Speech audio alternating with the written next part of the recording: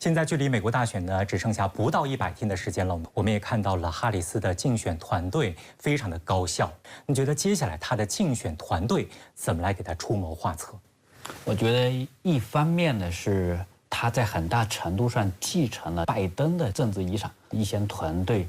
包括资金。我觉得包括此前的一些策略，这个是他很大的一个优势。他也不是说完全的是一个另起炉灶，但另一方面，他的这种身上的元素很多，所以他可能够团结或者能够吸引的群体可能会更加的这种丰富。当然也有一些负面标签，而且说他这个在外交政策上可能是短板。你觉得哈里斯怎么来扬长避短呢？比如说特朗普讲他是美国历史上最左翼的最激进的副总统，那我想。在这种情况下，哈里斯可能就要去尽量去做一个平衡。一方面，他要突出他作为少数族裔加女性这样的总统候选人的这样的一个底色，来尽可能的对相应的群体进行动员。但另一方面呢，我想他也应该去在这方面继承拜登的一些遗产，包括美国的经济表现对于美国族群平等然后包括这个社会进步的一些作用。我想这些他可能会继续的凸显出来，也就是说尽可能的去争取中间派和温和选民的。支持哈里斯一旦成为民主党的总统竞选候选人之后呢，他的副手是谁也是格外的值得关注。什么样的人跟他搭档才会为他加分？第一个呢，就是拉拢中间选民。这一点的话，从数据来看在2022年中期选举的时候，宾夕法尼亚的州长夏皮罗赢得了差不多40%的特朗普支持者。所以如果他选择夏皮罗中间选民，尤其是共和党的温和派选民，也可能被他拉过去。第二个呢，就是通过赢得关键州，同样夏皮罗能够帮助他赢得宾夕法尼亚也很重要。同时呢，还有一种提法，明尼苏达的州长蒂姆沃茨，他的立场比较温和，同样可以帮助哈里斯赢得这3个关键摇摆州的白人选民或者是中间选民。那如果从议题的角度上，哈里斯需要打防守牌，因为拜登政府时期还是他自己所负责的移民议题将会成为这次大选特朗普攻击的他主要的弱点。在移民问题上，一贯比民主党要更加温和的凯利，在移民政策的历史记录上一直受到中间选民的欢迎。所以他为了在移民问题上挡住自己的弱点，他需要提名凯利。民主党内很多大佬都已经纷纷的表示支持哈里斯了。有这些大佬的加持，哈里斯如何更好的整合民主党的资源，来团结一致对抗特朗普？表面上现在这些民主党大佬是在支持这个哈里斯，但是其实这个支持的力度是不一样的。特别是奥巴马是有意的，对，所以这就反映其实拜登实际上是迫于党内的压力被迫的退选。那么这个时候如果说还不能够共同的来支持哈里斯，那就是民主党巨大的一个悲哀，谁都不愿意担这个责任，谁都不愿意。所以我觉得是目前就是这样一个表面的团结，或者说貌合神离。觉得现在民主党还轮不到哈里斯来整合。事实上，民主党内部的山头非常多，克林顿的、拜登的、奥巴马的、佩洛西的、舒默的。所以目前来看，整合民主党背后最大的力量其实是特朗普，是特朗普他们共同的敌人和对手，帮助他们知道自己站在哪个位置，自己应该做什么。民主党最大的特点就是它从来不是一个统一的党，它一直是各派系之间的斗争。而能把它捏合起来的方法是什么呢？就是有一个人赢得了大选和选举的胜利，那他们都会来到这个总统下面，然后谋个一官半职。都说这个奥巴马之所以那么晚的时间才给哈里斯打电话，就是因为这个当中经历了一番博弈。我认为背后有一个秘密的政治交易，也就是说，如果哈里斯承诺当选之后会把奥巴马的一些人继续放在政府里面，让他们继续在政治上发展，影响力上继续扩展，都在谈条件哈。对，现在拜登已经进入到了一个看守政府时期了，但是呢，为了留下自己的政治遗产，最近对最高法院的改革，所谓总统豁免权的这样的一个改革，指向性非常明显。王先生有什么观察？我想他很清楚，这2件事情他一件都办不成因为这2件事情想要去做的话，都有非常严苛的要求。比如说大法官任期的改革，你至少要经过参议院超过60名参议员支持。但现在我们看到民主党至少他在参议院远远达不到这样一个最低人数的门槛。关于总统豁免权，这其实是一个就涉及到要修改美国的宪法，那修宪的要求就更高了。所以我想，现在拜登的这样一种表态，更多的它是一种个人的一种呼吁也好，或者说他的一种甚至某种情绪化的表达也好，表明对现在的美国政治的状况，尤其是特朗普和共和党感到不满。这种改革事实上从小罗斯福时期已经闹得非常大，经过了这个水门事件之后，对尼克松总统权力的这种反思，美国一直在进行。但为什么每次有人提出来之后，这事儿都不了了之呢？因为它涉及到一个要改革美国宪法的问题。但是在美国政治极化的这种背景之下，没有任何一党能获得2/3的多数来提出修宪，更不可能美国有3/4的州议会批准修宪。所以，解决美国政治极化的根本方法就是修宪，但是宪法不可能被修正。这也是美国现在政治乱象中的一个困局。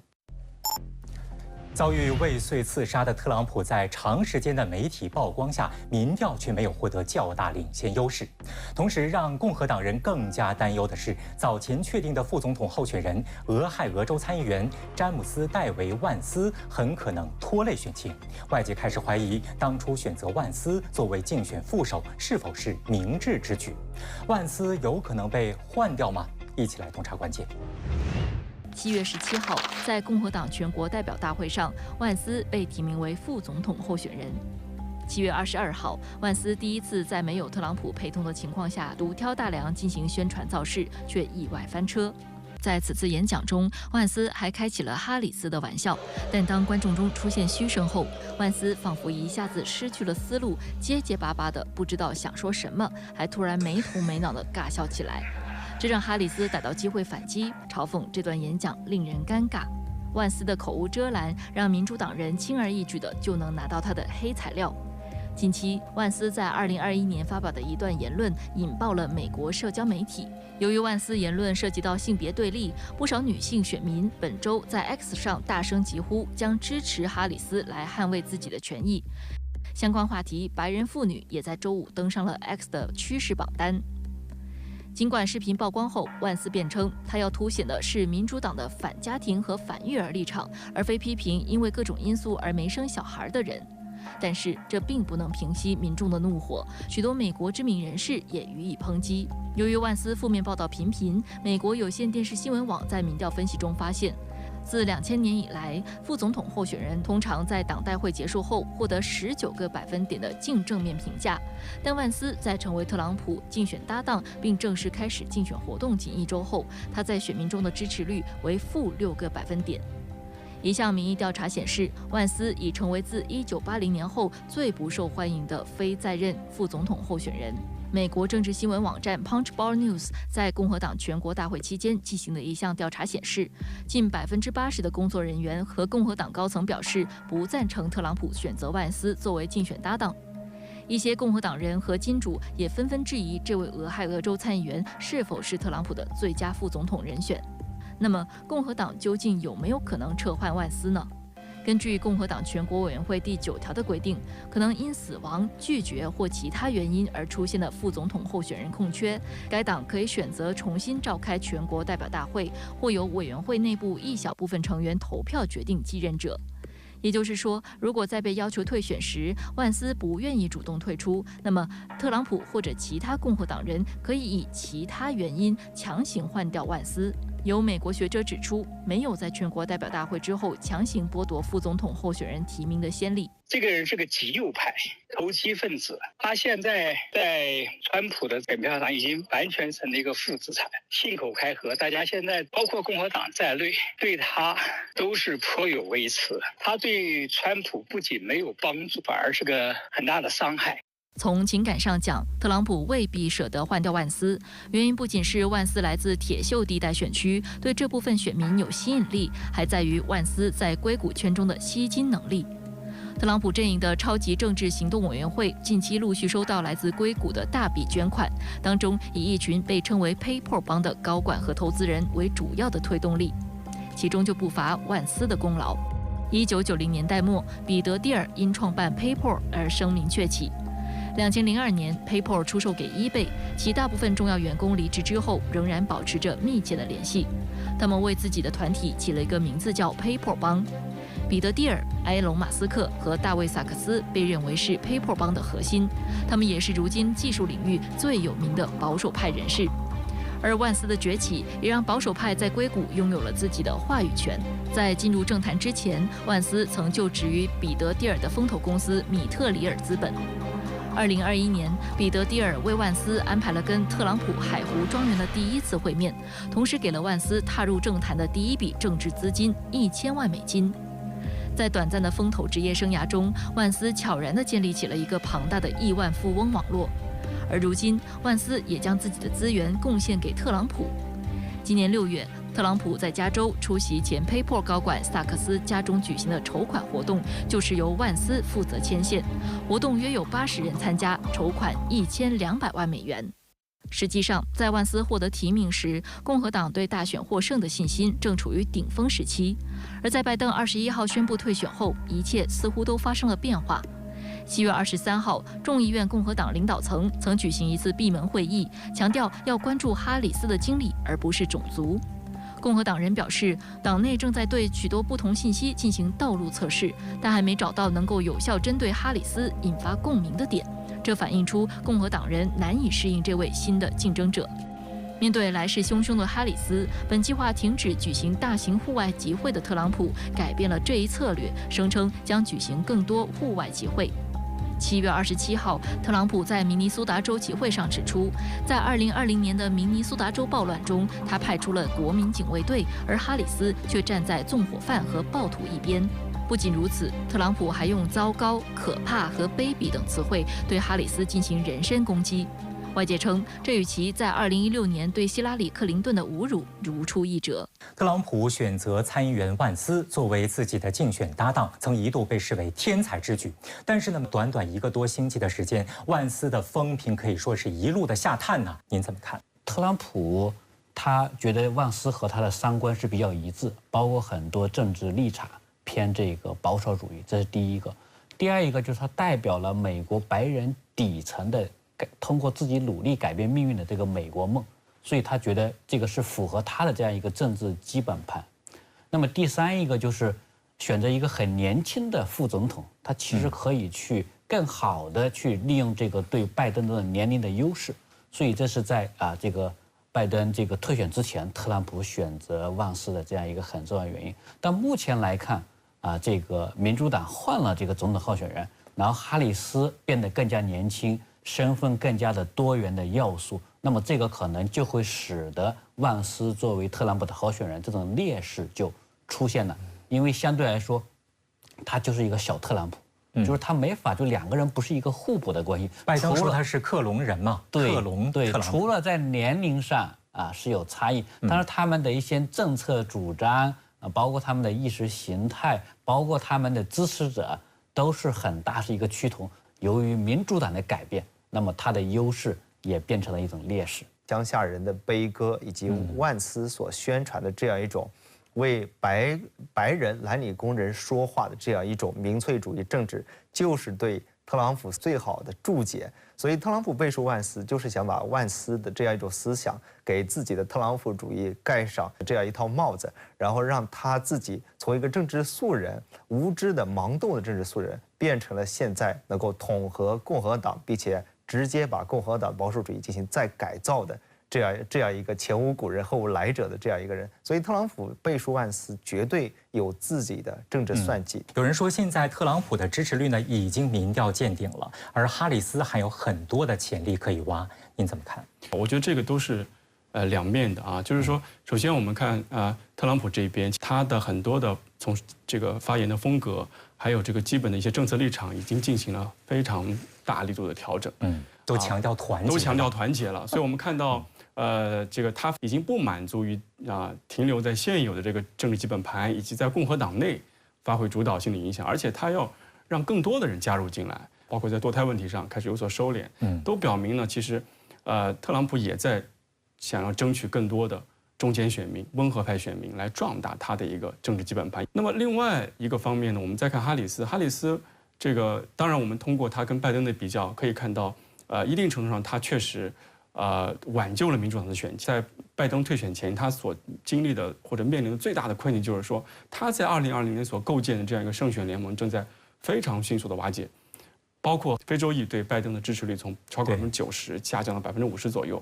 那么拉美裔啊、年轻人呀，对拜登的这个支持率也都下降大概1/3左右。但是到目前为止，我们能不能讲哈里斯就一定能够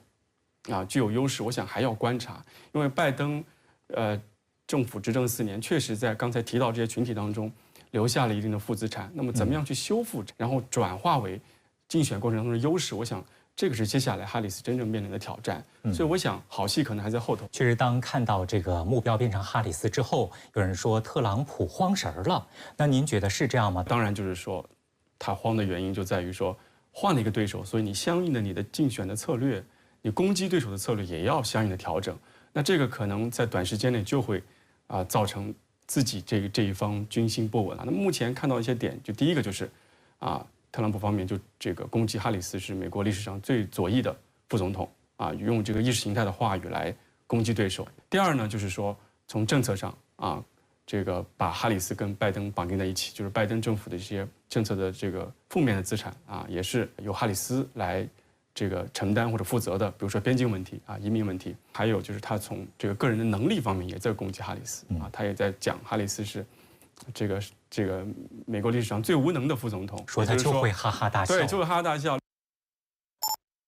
相比拜登，哈里斯可以说是外交政策上的新手。有政策分析师就透露，为了弥补哈里斯的短板，拜登政府特意给他上了一堂外交政策速成课。早期包括每周与国务卿布林肯共进午餐。在选举年的特殊背景之下，美国两党未来将如何打中国牌？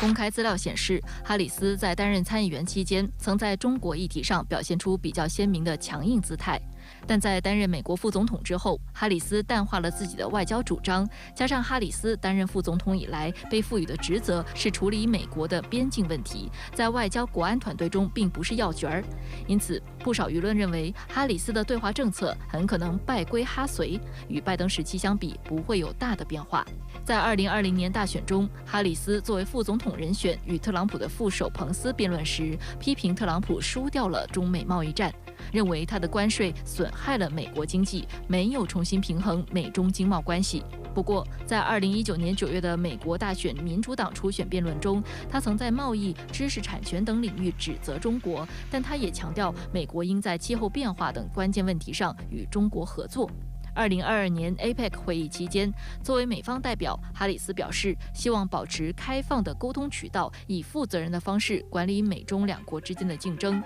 反观共和党这边，特朗普的副手万斯更加没有与中国打交道的直接经验，但来自铁锈地带战场州的背景，让万斯对中国有着天然的敌意。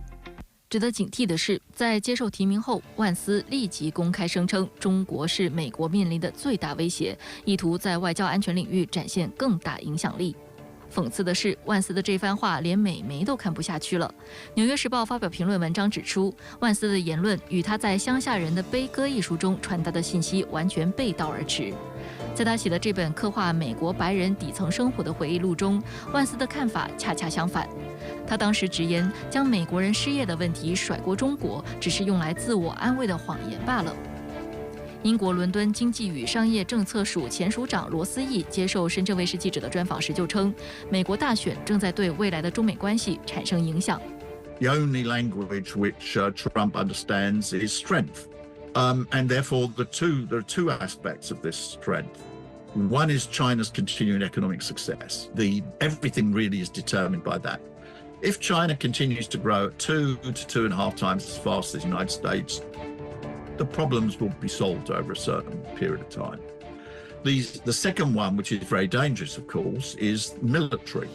Increase in tension around Taiwan, increase in tension in the South China Sea, various other things, instigating other countries like Philippines to do things which are against their national interests but against China. So I think, unfortunately, the situation is going to be rather tense. 哈里斯在外交方面被外界认为是弱项。上任副总统的时候呢，他几乎可以说是新手。而且我们注意到，这3年多的时间当中，虽然说他出访了19个国家，但是呢，在发表外交表态的时候，被人认为是拜登的传声筒。他究竟有没有自己的一套外交政策？我们注意到最近这几天，这个《外交政策》杂志，他的一篇访谈就讲说，哈里斯呢可能有自己的一些立场或者不同于拜登的想法啊。我想这可能一部分原因是来自于他本身在政治底色方面跟拜登有所差异。比如说在俄乌冲突问题上，哈里斯这个已有的一些表态表明呢，他对于这个乌克兰的这种援助的立场可能更加的坚定。那么另外在巴以冲突问题上，他已经多次的批评以色列政府啊制造这个人道主义危机，表明了对这个加沙的这个难民的同情。这次在见内塔尼亚胡的时候，他也是很其实强硬就没有给内塔尼亚胡很好的脸色，对吧？当然，从这个具体的外交决策能力来看，我想哈里斯还有很多需要学习和培养的地方。具体说到对华政策啊，有人说哈里斯他会拜归哈随啊，您怎么来看？拜登政府的很多对华政策已经通过美国国会立法的方式把它确定，那么你去改变，那么是非常的困难。但另一方面，那么他也需要为自己去这个刷外交政绩。那么在对华政策方面，我觉得他还是有一些改变的这个可能性。毕竟呢，他和这个拜登所代表的这种政治基础利益集团还是有比较明显的这个差异。特朗普选定的副手万斯呢，也是被认为政治小白，但是却学了一嘴的反华腔调。未来特朗普万斯组合会怎么在打中国牌上下手？我自己注意到万斯的这个经济的职业背景，他以前也是一个这个投资人，他事实上是懂得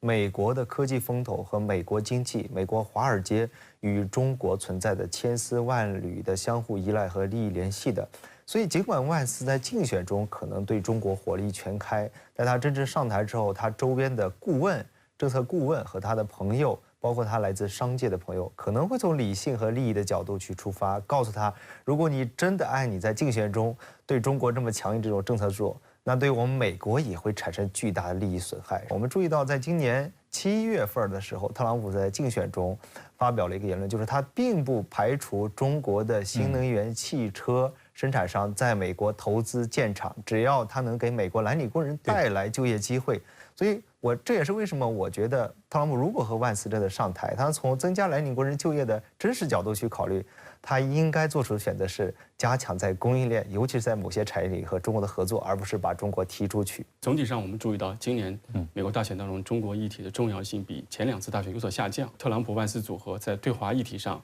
可能主要的着力点还是在贸易问题上啊，尤其是这个共产党刚已经明确的讲啊，他的目标就是要把美国这个重建为所谓制造业超级大国。那么在这个过程当中，很明显中国是被视为一个最大的外部的一个靶子来看待。我们注意到现在美国政治当中，除了极化，除了这个所谓部落化，还有一个就是越来越反制，也就是说，这个民众不是正常的逻辑，不是正常逻辑，他就真的是会相信他们这套说辞和这样一种所谓的反常的逻辑。我想这个在他们看来，只要是对选举有利的，我想他们都会去做。有评论认为，当下美国政治高度极化，民主党和共和党在内外政策上的共识呢越来越少。那么这将如何影响美国对全球秩序的影响？比如说，美国的这个联盟政策，它可能会随着党派的更迭会带来差异。那我想，现在很多的美国盟友都在担心，如果特朗普上台，会对盟友体系带来什么样的冲击？我想这个就是对国际这个秩序的影响的一个非常重要的方面。那么另外呢，就是在全球治理议题上啊，我们都很清楚地看到，两党这种态度立场的差异非常的明显啊，包括很多人在思考，如果特朗普执政的话，美国在全球治理问题上会再一次的倒退啊，包括气候变化等等全球性挑战，那么可能就会面临更大的这个障碍。有分析认为，无论最终谁赢得大选，或许都只会在策略层面调整对华竞争，并不会改变竞争本质。各位是否认同？美国大选将如何影响中美关系？我们又该如何应对呢？事实上，我们也做好了，不管是美国哪一个政党上台，我们去基于相互尊重来友好的和美国合作这种诉求是没有改变。但是美国的采取什么样的对华政策，一旦损害我们中国的利益，那我们也是兵来将挡，水来土掩。只要我们坚持底线思维，但同时要坚持理性斗争的方式，我相信中美关系在中美两国的共同努力下，还是有可能继续稳健的走的。